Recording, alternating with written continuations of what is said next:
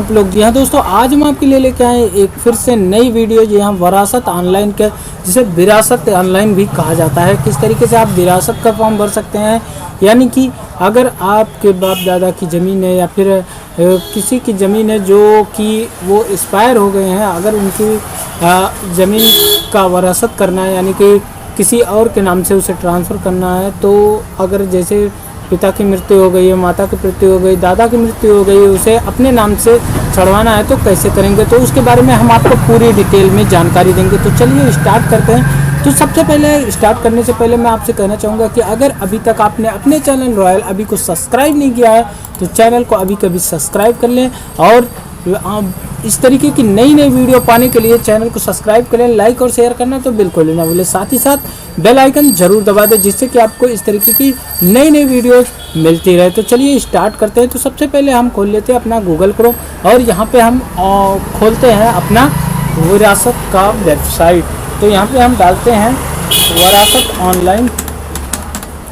यहाँ पे आप विरासत ऑनलाइन जैसे ही डालते हैं यूपी के लिए, तो यहाँ पे आपको सबसे ऊपर जो मिलेगा wad.up.nic.in, इस पर आपको क्लिक करना है।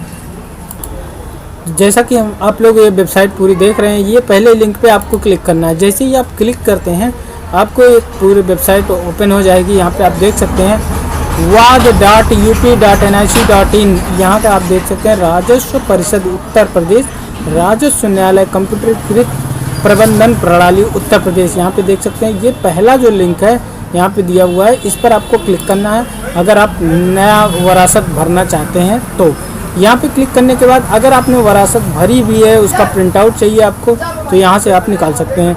तो सबसे पहले आपको अपना एक मोबाइल नंबर देना होगा जहाँ पे आपको अपना रजिस्ट्रेशन करना होगा। तो यहाँ पे सिंपल है, बहुत ही सिंपल। मोबाइल नंबर डाल के आपको OTP लेके आप लॉगिन हो सकते हैं। तो यहाँ पे मैं अपना जल्दी मोबाइल नंबर फिल कर देता हूँ, लॉगिन कर देता हूँ।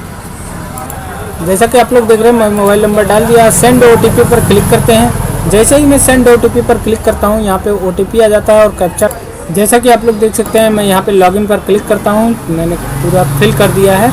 लॉगिन पर क्लिक करने के बाद आपको यहाँ पे इस तरीके से पेज मिलेगा। यहाँ पे आपको मुख्य पृष्ठ, आवेदन की प्रविष्टि और लॉग आउट मिलेगा। यहाँ पे आपको मुख्य पृष्ठ पर तब जाना है अगर आपने कोई ऑनलाइन आवेदन किया हुआ है, यानी कि विरासत भरा हुआ है पहले से, तो आपको यहाँ पे क्लिक करना है। नहीं तो आपको सिंपली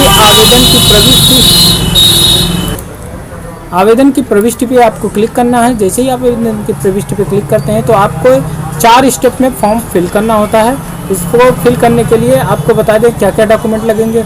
आपको जो जिनकी मृत्यु हुई है, जिसका प्रॉपर्टी थी, ये जो ज़मीन है, उसके लिए आप जिसकी मृत्यु हुई है, जिसके नाम से थी, उसका मृत्यु प्रमाण पत्र चाहिए, और आपका उनका खतौनी चाहिए, यानी कि आप उनका भूलेख जो निकलता है उसे आप निकाल सकते हैं। और इसके बाद जितने लोगों का नाम यहाँ पे डालना है, यानी कि जितने भी हिस्सेदार हैं उन सब का नाम चाहिए, यानी कि आधार कार्ड के साथ चाहिए।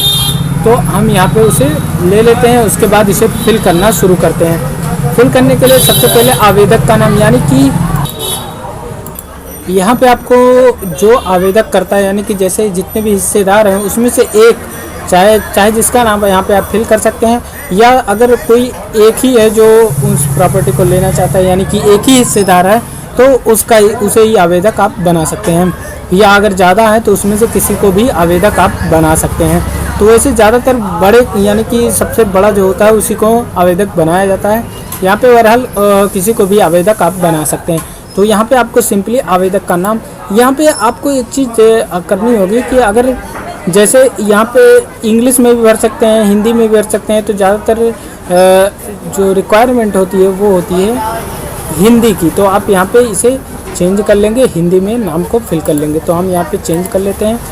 हमने गूगल इनपुट टूल डाउनलोड किया हुआ है, उसके माध्यम से हम यहाँ पे कर लेते हैं। तो जो नाम है हम फिल कर लेते हैं। यहाँ पर अगर आवेदक उत्तर प्रदेश के बाहर का है तो उसे हाँ कर देंगे, नहीं तो नहीं कर देंगे। अगर वो उत्तर प्रदेश का ही निवासी है तो इसे नहीं ही रहने देंगे। उसके बाद उनका आधार नंबर अगर आपके पास है तो आप फिल कर देंगे, नहीं तो उनका मोबाइल नंबर आपको यहाँ पर फिल करना होगा। इसके बाद इनका मंडल सेलेक्ट कर लेना होगा। मंडल जो भी है आप सेलेक्ट कर लेंगे, आपका जो भी मंडल पड़ता है मैं यहाँ पे मंडल सेलेक्ट कर लेता हूँ। मंडल सेलेक्ट करने के बाद आपको तहसील सेलेक्ट करनी होगी। तहसील मैं कोई भी सेलेक्ट कर लेता हूँ, मान लीजिए टांडा। उसके बाद यहाँ पे उनका पूरा पता आपको फिल करना होगा। मैं केवल ये आपको बताने के लिए कर रहा हूँ, इस तरीके से आपको भरना होगा।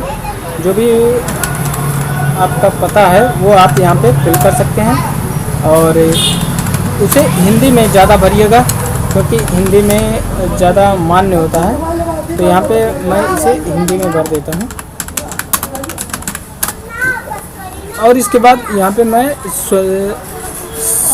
यहाँ पे सुरक्षित करें पे क्लिक करेंगे। उससे पहले मैं मोबाइल नंबर यहाँ पे फिल कर देता हूँ।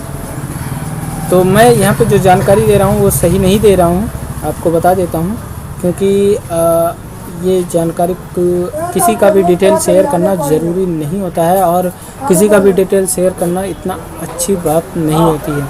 मैंने यहाँ पे फिल कर दिया। अब इसे सुरक्षित करते हैं। सुरक्षित जैसे ही करते हैं तो हम दूसरे स्टेप में आ जाते हैं। यहाँ पे पूछ रहा है कि मृतक का डिटेल यहाँ पे फिल करना है। तो यहाँ पे आपको फिल करना है कि वो जो मृतक है, जिस पे प्रॉपर्टी है, वो महिला है या पुरुष है, महिला खातेदार है या पुरुष खातेदार है। तो यहाँ पे हमारे पास पुरुष खातेदार है, नहीं तो आप महिला भी सिलेक्ट करते हैं। अगर आपके पास महिला खातेदार है तो आप महिला सेलेक्ट करेंगे, नहीं तो पुरुष ही रहने देंगे। इसके बाद आपको खातेदार की मृत्यु, यहाँ पे आपको रीजन सेलेक्ट करना है, तो खातेदार की मृत्यु। अब खातेदार का नाम यहाँ पे आपको फिल करना है, जो भी है।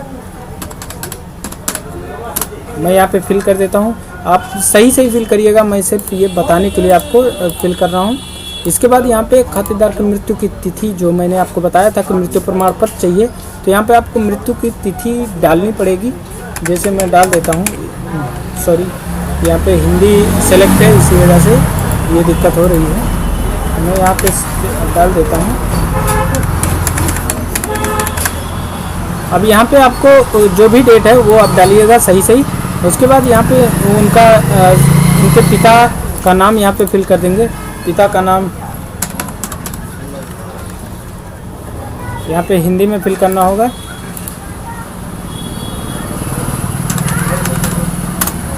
यहाँ पे हम फिल कर देते हैं। उसके बाद जो भी नाम होगा, आप उत्तराधिकार से आया है या फिर उन्होंने प्रॉपर्टी को खरीदी है, ये आपको सेलेक्ट करना होगा। तो उत्तराधिकार से हम सेलेक्ट कर लेते हैं, क्योंकि ज़्यादातर प्रॉपर्टी उत्तराधिकार से ही होती है। तो यहाँ पे आपको फिर से रीजन सेलेक्ट करना होगा, यानी कि उनका पूरा एड्रेस कहाँ का है। उसके बाद जनपद सेलेक्ट कर लेना होगा, वो कहाँ के निवासी है। पूरा उनका डिटेल मैंने पहले ही बताया था, मृतक का पूरा डिटेल आपको फिल करना है। तो यहाँ पे फिल कर देते हैं। उसके बाद जो भी आपका पड़ता हो वो सेलेक्ट कर लेते हैं, कोई भी। इसके बाद उनका पूरा पता यहाँ पे फिल कर देते हैं। और यहाँ पे उनका आधार नंबर है तो ठीक है, नहीं तो आप सिर्फ अपना ही मोबाइल नंबर यहाँ पे फिल कर सकते हैं। तो अपना मोबाइल नंबर यहाँ पे फिल कर देंगे और इसके बाद सुरक्षित कर आगे बढ़ेंगे। सुरक्षित कर यहाँ पे आप देख सकते हैं कि कुछ कम है, तो मैं यहाँ पे सुरक्षित कर आगे बढ़ता हूँ। आगे बढ़ने के बाद आप देख सकते हैं यहाँ पे मंडल, यहाँ पे पूछ रहा है जो नाम रहेगा, जिसके नाम से प्रॉपर्टी जो मृतक है उनके नाम का स्वामित्व भूमि का विवरण, यानी कि उनके भूमि का विवरण देना होगा कि वो कहाँ पे है। तो मैं यहाँ पे सिलेक्ट कर लेता हूँ जहाँ पे उनकी ज़मीन है। यहाँ पे अम्बेडकर नगर जहाँ भी है, मैं ऐसे मैनुअली सेलेक्ट कर रहा हूँ, कोई मैं फॉर्म नहीं फिल कर रहा हूँ, क्योंकि ये सिर्फ बताने के लिए है और इससे मुझे किसी को ठेस पहुँचाना या किसी भी तरीके का कोई मैं गलत चीज़ नहीं देना चाहता हूँ, इसलिए मैं यहाँ पे सेलेक्ट कर लेता हूँ।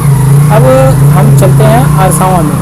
आरसावा में यहाँ पे आपको भूलेख में आप यहाँ पे, तो दोस्तों इसमें आपको बताना एक चीज़ बहुत ज़रूरी है। यहाँ पे पूछता है भूखंडों की संख्या, तो यहाँ पे पूछता है जितने भी भूखंड है वो आपको सेलेक्ट करने होंगे। कैसे आप जानेंगे कि कितने भूखंड है? तो उसके लिए आपको इस तरीके से आपके पास खतौनी होगी, जो होगी वो आप, अगर नहीं होगी तो आप इंटरनेट से निकलवा लीजिएगा अपने यहाँ की खतौनी। उसके बाद जो यहाँ पे देख सकते हैं आप, खसरा संख्या यहाँ पे लिखा हुआ है, ये जितना इसका हिस्सा होगा, यानी कि एक में ज़्यादा भी हो सकता है, 10-15 भी हो सकते हैं, 20 भी हो सकते हैं, 1-2 भी हो सकते हैं, लेकिन एक से कम नहीं होता है। एक से ज़्यादा हो सकता है या एक ही हो सकता है, उसको आपको गिनती करनी है कि कितना है वो। इसके बाद इस तरीके से आपकी जितनी खतौनी है सबका आपको खसरा संख्या गिनती करनी है। खसरा संख्या आपको गिनती कर लेनी है। इस तरीके से खसरा संख्या जब आप गिनती मारते हैं तो यहाँ पे आपको वो संख्या सेलेक्ट कर लेनी है। तो मैं अभी सैंपल के लिए आपको एक ही दिखा दे रहा हूँ। आपका जितना खसरा संख्या होगा वो आप यहाँ पे ऐड कर लेंगे। अभी यहाँ पे पूछ रहा गाटा संख्या, आपको यहाँ पे गाटा संख्या यही आपको खसरा संख्या फिल करना है। खसरा संख्या आप जैसे फिल करते हैं तो मैं खसरा संख्या यहाँ पे फिल कर देता हूँ। तो यहाँ पे हम देख लेते हैं कौन कौन से आते हैं। तो यहाँ पे खसरा संख्या कोई नहीं आ रहे हैं, तो मैं 1 0 और बढ़ा देता हूँ। खसरा संख्या नहीं आ रहा है, तो इस नंबर से अगर खसरा संख्या होता तो आता। यहाँ पे मैं देख लेता हूँ 334। तो यहाँ पे मैं एक खसरा संख्या डाल रहा हूँ। यहाँ पे आप देख सकते हैं कितने आ गए, इनके इसमें कितने गाटे हैं। तो मैं कोई भी नाम एक सिलेक्ट कर लेता हूँ। जैसे ही सिलेक्ट करूँगा वो नीचे ऐड हो जाएगा। आप देख सकते हैं यहाँ नीचे वो ऐड हो गया। इस तरीके से आपको जितने भी हैं आप उसका गाटा संख्या जैसे ही डालेंगे खसरा संख्या, यहाँ पे आप देख सकते हैं खसरा संख्या ही गाटा संख्या होती है, तो आप यहाँ पे डाल देंगे।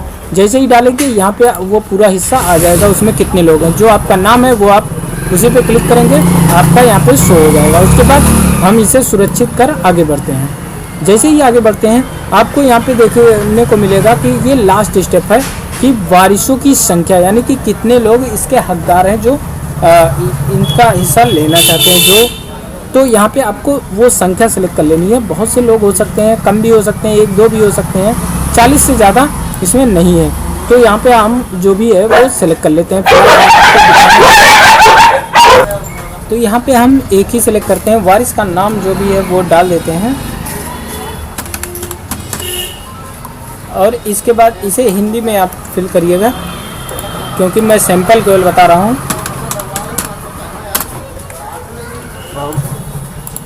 इस स्टेप को ज़रा ध्यान से देखिएगा, यहाँ काफ़ी लोग गलतियाँ कर देते हैं जिससे काफ़ी दिक्कत होती है। तो यहाँ पे आपको इनका पिता दिखाना है, ठीक है। यहाँ पे संजू के पिताजी जोखू हैं, तो यहाँ पे पिता का नाम हो गया। इसके बाद यहाँ पे आप वारिस की उम्र जो भी है वो सिलेक्ट कर लेते हैं। उसके बाद यहाँ पे खातेदार से संबंध, ये गलत करते हैं, काफ़ी लोग गलत कर देते हैं।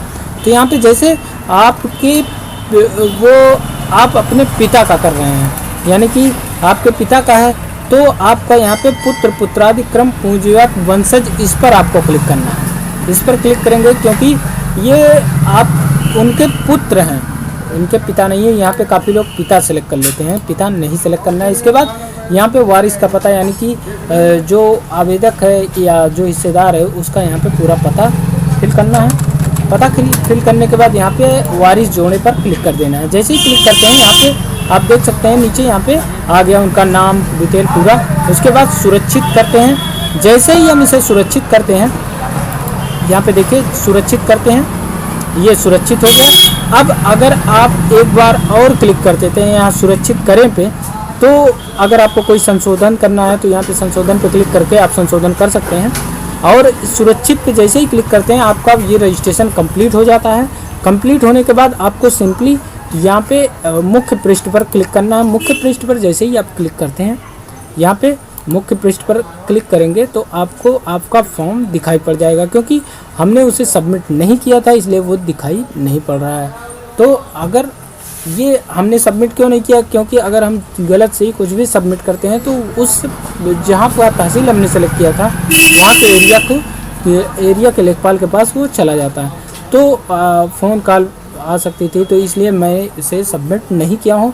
बहरहाल अगर आप सबमिट कर लेंगे, सबमिट करने के बाद मुख्य पृष्ठ पर आएंगे तो यहाँ पे आपको आपका फॉर्म दिखाई पड़ेगा। उस पर क्लिक करके आपको प्रिंट आउट ले लेना है और उसको अपने लेखपाल के, अपने एरिया के लेखपाल को दे देना है, जिससे कि आपका वरासत चढ़ सके। तो दोस्तों आशा करता हूँ कि आपको इसमें कोई दिक्कत नहीं होगी। पूरी वीडियो में कोई भी दिक्कत हो तो आपको हमारे कमेंट बॉक्स में कमेंट करना है, जिससे हम आपकी पूरी सहायता कर सकें। तो आज के लिए बस इतना ही। धन्यवाद, नमस्कार, आपका दिन शुभ हो। जय हिंद।